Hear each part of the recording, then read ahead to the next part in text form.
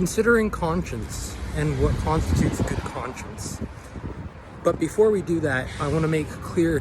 that there are a few ways of approaching the world that tend to produce pathologies on the psyche and which lead people more to a subjective domain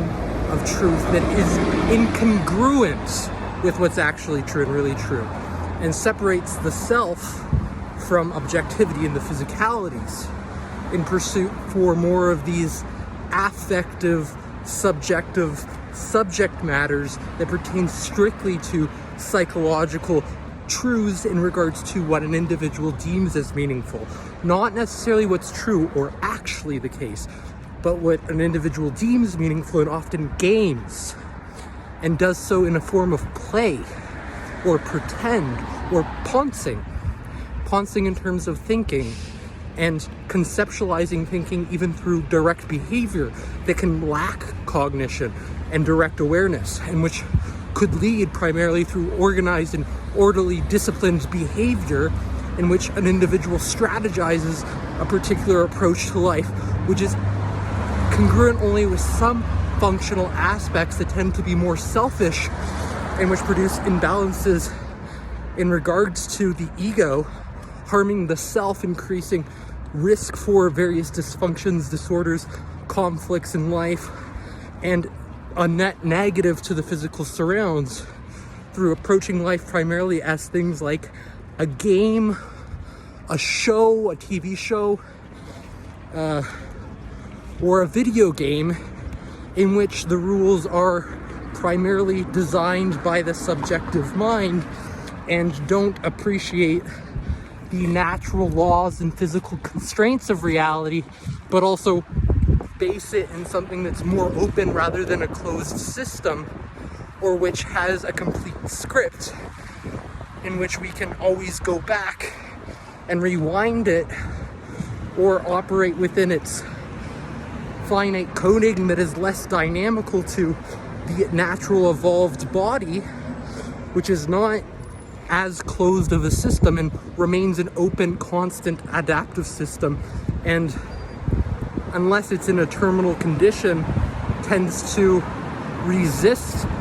establishing itself as a closed system of various psychological laws and physical processes and dynamics that are necessary to constitute any sort of operational or structural framework which validates its existing in operational structures. And this all requires us to move towards increased objectivity of what's true, rather than move towards what is meaningful to us as individuals, but divorces us from what's actually the case and true.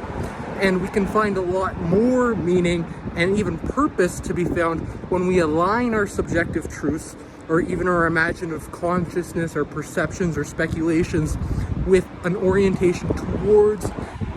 objective truth and increasing objective truth. That doesn't necessarily mean that it has to be literal or physical. It just means it has to make sense. And that can pertain to, you thinking that you're a wizard who has all these magical powers, but then recognizing that, yes, I can't actually breathe fire, but I can pretend to breathe fire, and I can certainly stimulate it. And there's ways where I could actually breathe fire. I could get gasoline and a blowtorch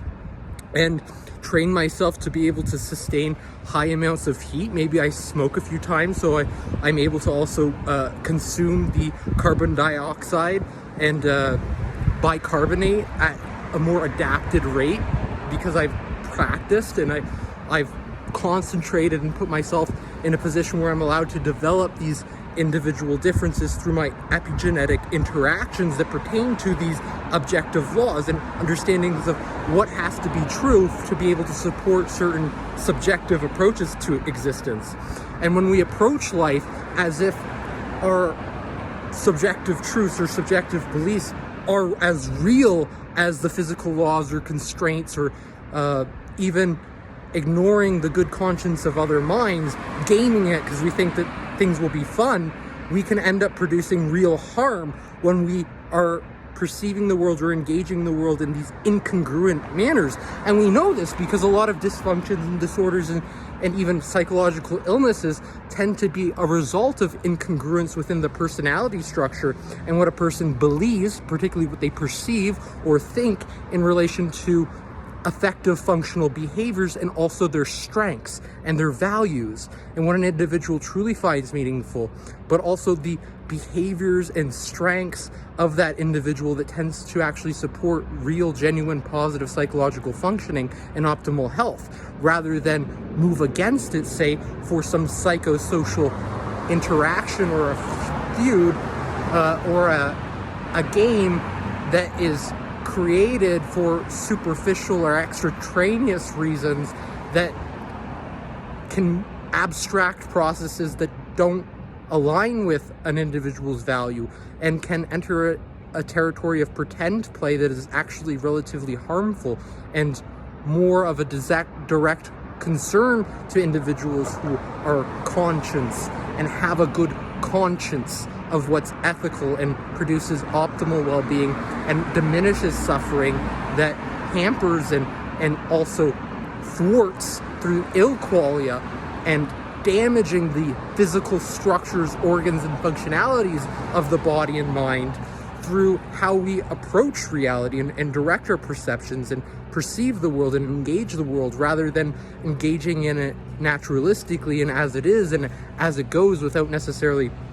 attributing a particular way it should be that's imposed and must be the case through a show that has a necessary script and actors, rather than people who have their own separate consciousness, actors who have a particular role to play, rather than a consciousness that can have a role to play or not and is more open, or a video game character who has to play the game in a certain constraint set of trajectories with only a set limited of possibilities of being able to actually play that game that certain way, otherwise it wouldn't constitute the game, because the game has to be played within a certain set of rules rather than operate in relation to laws and dynamics that are much more open and aren't confined to rules, that are confined to an internal set of properties and validating characteristics in which regulate our behaviors and limit us to a certain set of what's natural and actually possible and we can do, rather than what's has to be done, and which is a programmed regulation, and it's a programmed rule and a set of codes and ideas that don't necessarily pertain to that physical landscape or environment, and is very domain specific and has to and can only exist within the psychological modeling in which it's synthesized, and may not apply to other individuals who don't have the compatible psychological artillery or machinery to even process that information within their own minds, because they can't conceive some of the information. It's not conceivable or interpretable. It goes against their values. It can thwart their own well-being and psychological well-being compared to the natural state of things and how they would otherwise be had they never interacted with you or your game.